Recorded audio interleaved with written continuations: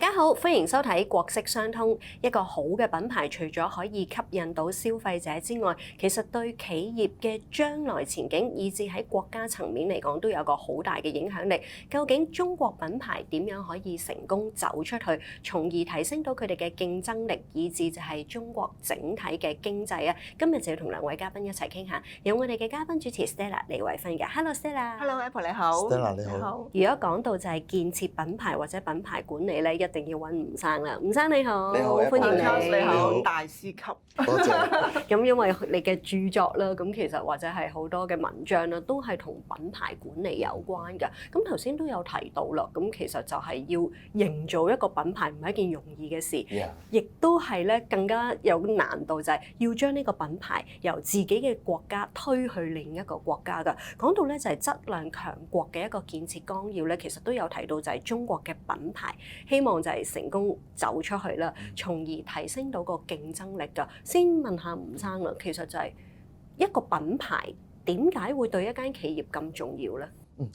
我哋話品牌咧好多時因人而嚟啦。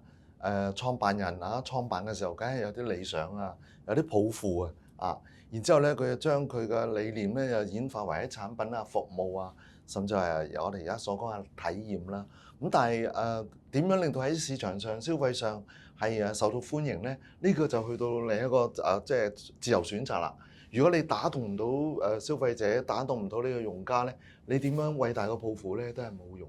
咁喺商業上就係咁啦，喺國家嘅層面咧就係競爭力啦嚇。國與國之間而家我哋話去競爭咧，除咗係商貿或者係出口貿易等等之外咧，如果一個國家擁有自己一啲嘅原創品牌，所謂民族品牌又好，國家係推動到可以代表到自己嘅區域嘅代表作嘅，咁呢種軟實力咧係而家係市場上國與國之間都係好需要。咁頭先你講啦，就話係一個嘅一間公司，即係開嘅時候咧，就已經有自己嗰個嘅理念啊，有個抱負喺度噶嘛。咁但係咧嗱，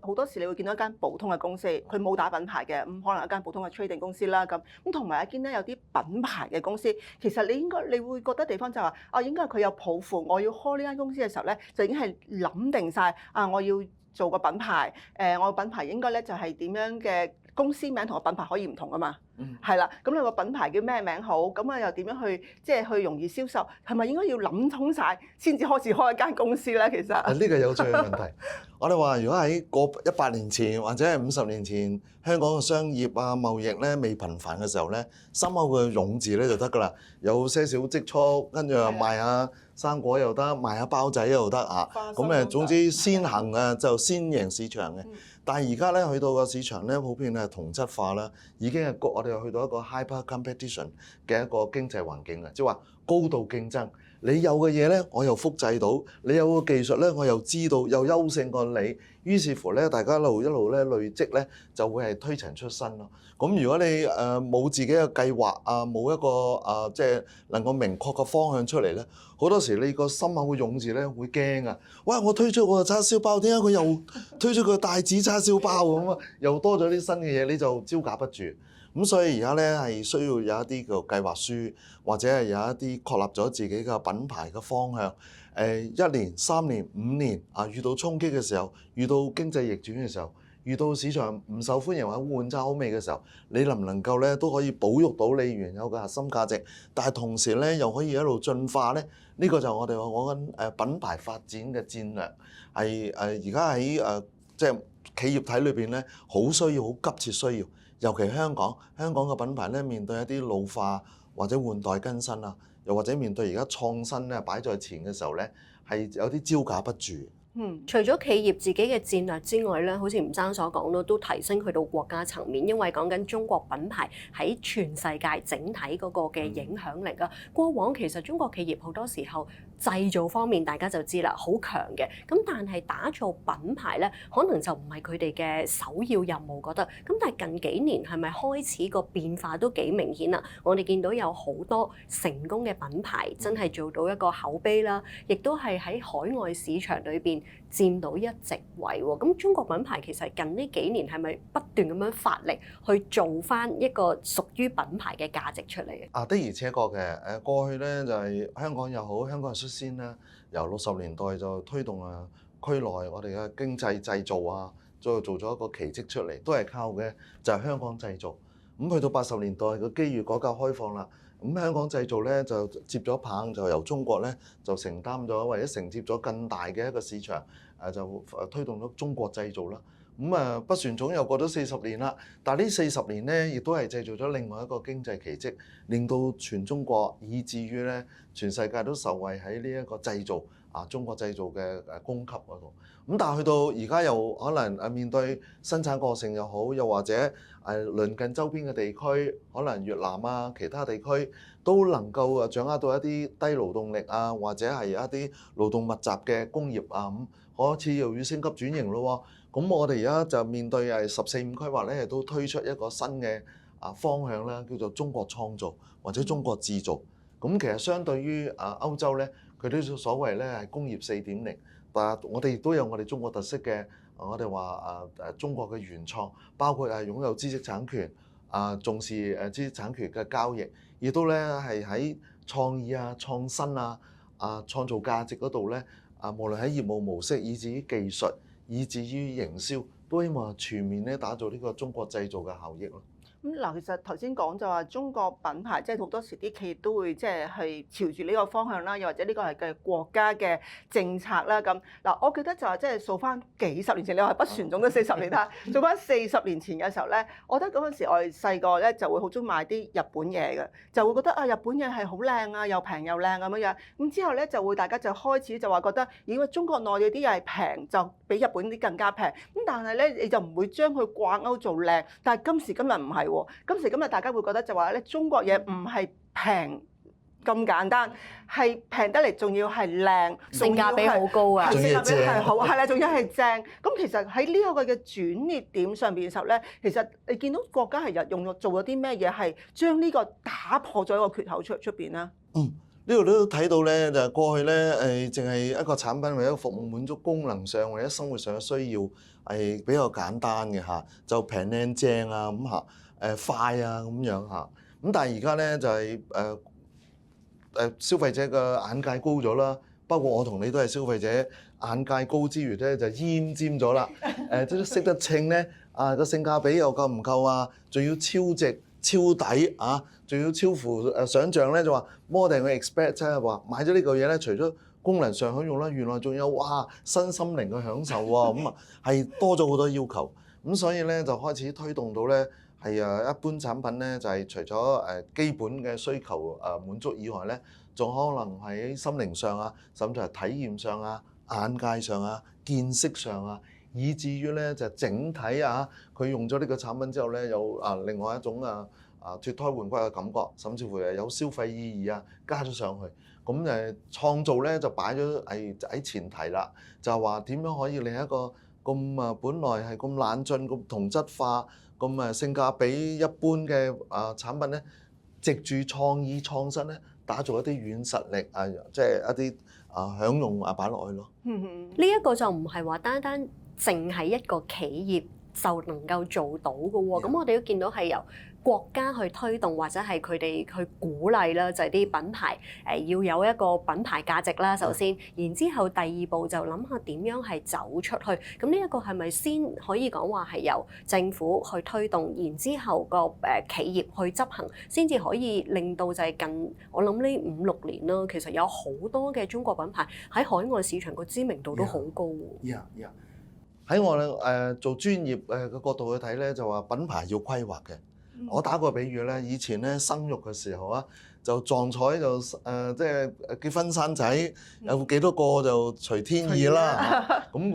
但係品牌就係好似個 BB 咁，你生出嚟咧就要供書教學，要培育長大成人，就有自己嘅獨立思想。咁去到後期啦，就有家庭計劃啦。家庭計劃咧就係咁嘅意思嘅，就你做一個品牌，你自己家庭嘅品牌出嚟咧，你都要規劃好供書教學又好，將來佢個家庭核心價值可唔可以成全，以至於咧對人類有冇貢獻如果能夠有鋪排咧，你一步一足印咁去孕育呢個家族品牌咧，就好有意思啦，就唔會走冤枉路啦，嘥好多資源啦。一個商品嘅品牌，以至於一個代表國家嘅品牌都係。咁中國政府而家咧都好有心咧，就話每5年一個規劃，今次又去到14.5啦，第14次嘅5年規劃啦。其實呢個正正係做品牌嘅一啲方法嚟嘅。我哋好多時幫品牌做規劃嘅時候咧，有一啲叫短期、中期、長期。短期咧就半年啦，可能要有即刻收益，短打嘅。中期咧開始咧有一啲嘅比較長線嘅保育啲嘅工作。後期、中期嘅咧就可能係打造一個平台啊，或者係更龐大一個市場效益。一個商品都係咁咯，何況係一個國家咧？咁所以好欣賞咧，就係中國咧都能夠咧為國家自己嘅形象咧係推動緊咧，係由產品變革去到做我哋話一個品牌，亦都包括咧過去嘅酒量就係酒生產嘅，而家咧開始係製造同埋咧係做創造，重視知識產權嘅。亦都咧睇到咧，而家咧就話我哋個品牌咧，唔淨止係功能上嘅享用，仲係軟實力啊，有文化藝術啊，造詣擺咗落去，令到個品牌咧係生嘅，有味道嘅，亦都代表到中國即係個品牌走出海外嘅時候咧，廣為受歡迎咯。一講到軟實力嘅話咧，陣間翻嚟都要同 Stella 同埋伍生一齊傾下啦。咁其實中國嘅 IP 啊，近呢2-3年咧，咁喺海外就爆紅啦。咁亦都係即係有一啲嘅產品引起搶購啊。咁我哋都可以咧就住呢一啲成功個案去拆解下佢哋嘅元素嘅。休息陣，轉頭翻嚟再傾。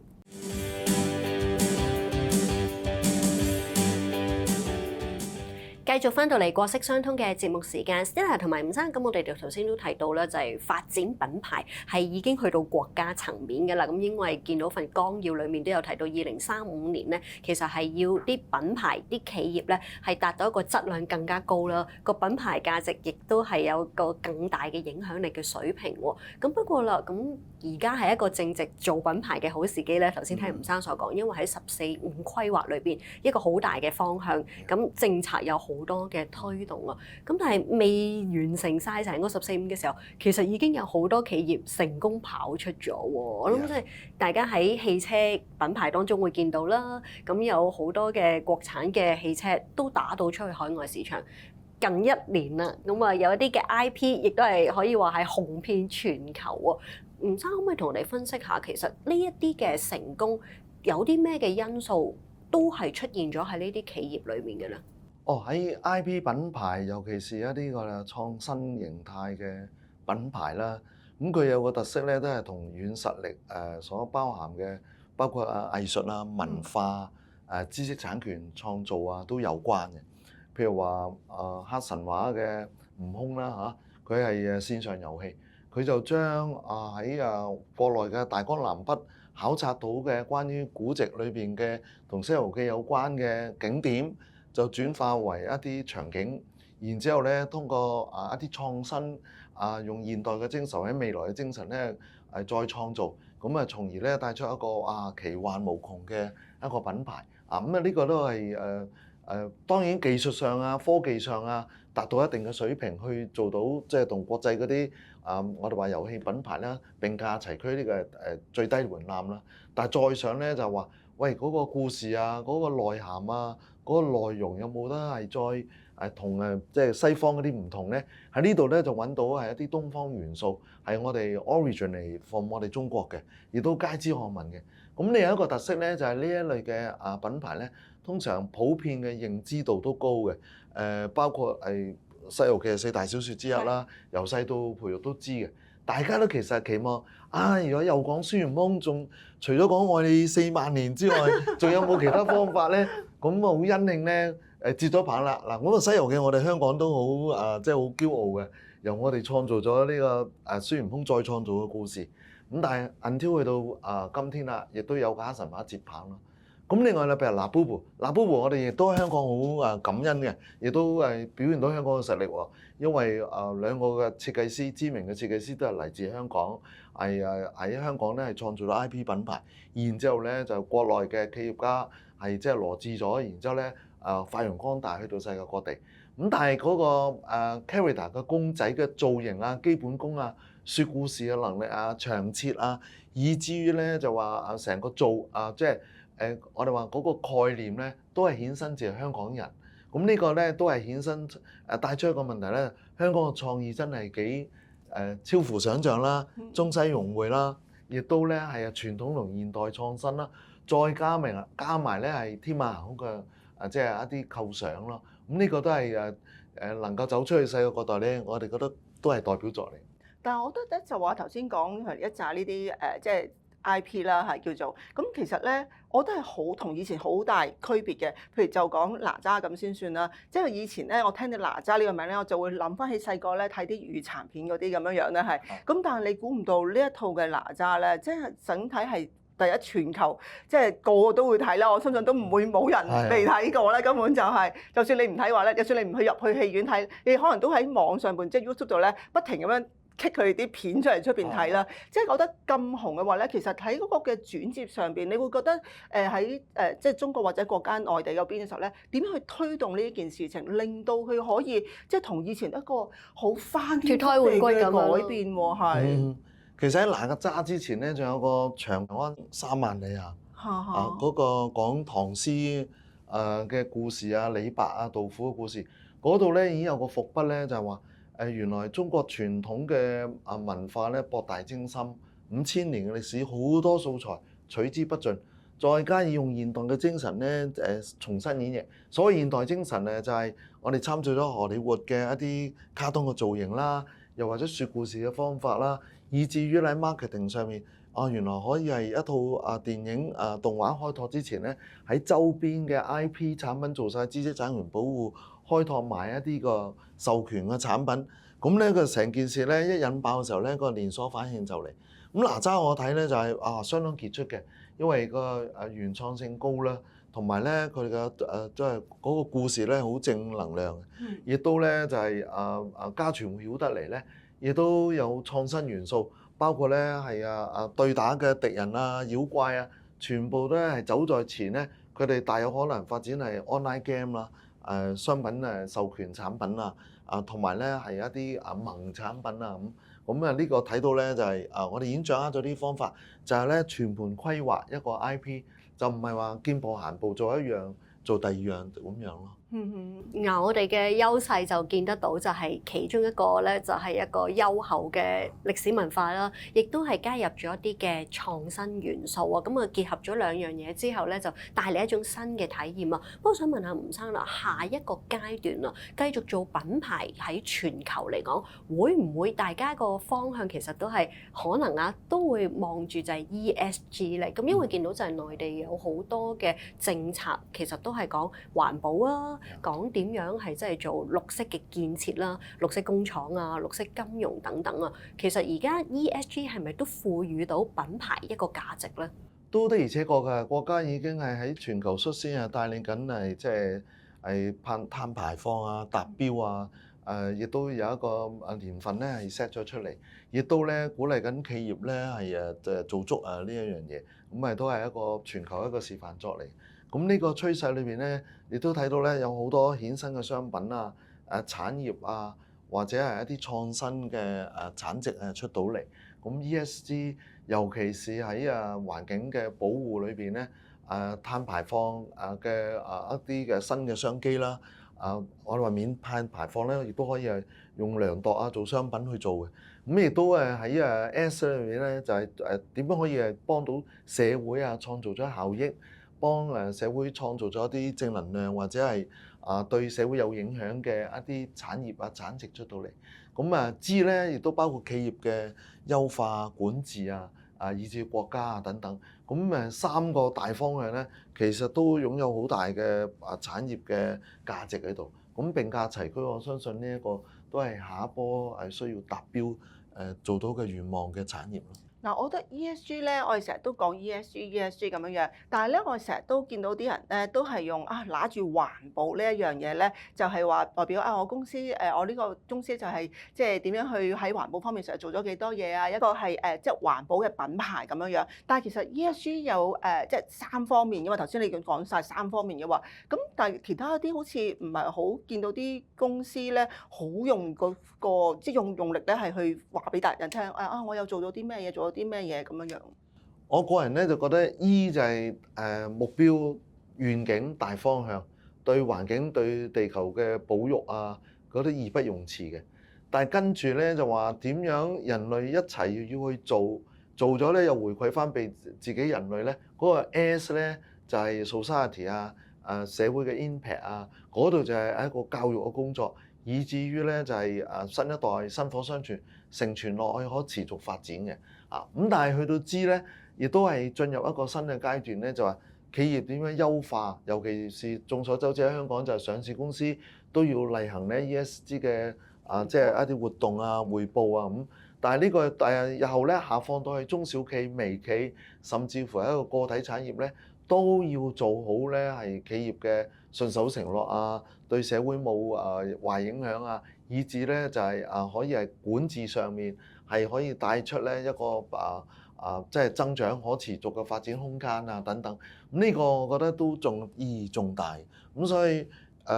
雖然正話所講話並駕齊驅，亦都可以係分先後次序，亦都可以按咧每一個企業體咧佢自己傾向或者係側重點喺邊去予取予求去發展咯。講到一個新階段嘅話，我哋見到14.5規劃頭先都有講，就係好明確發展品牌就係一個方向啦。見到有中國品牌日，亦都係有一帶一路倡議，有啲嘅跨境電商，其實呢啲都造就到就係好多中國品牌已經成功走出去啦。咁下一個新嘅階段又會係啲乜嘢咧？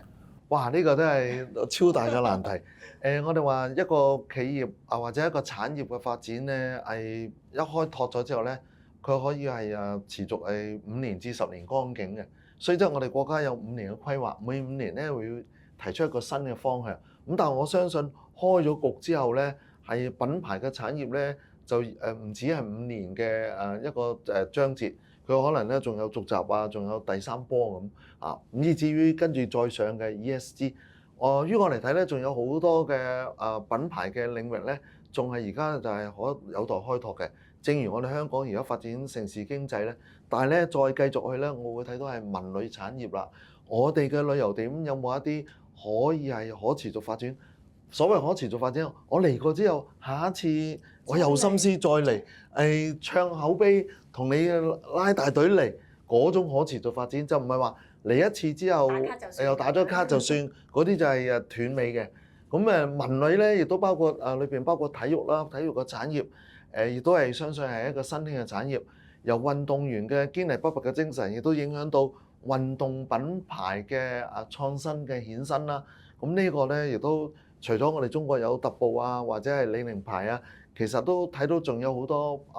靚嘅品牌、高質嘅品牌咧，可以係一齊行嘅。咁香港又如何咧？咁我會睇到咧，就係香港雖然係彈丸之地，但係咧喺體育嘅文教啊、體育嘅一啲新嘅市場咧，其實係值得我哋去思考係點樣去承接接棒咯。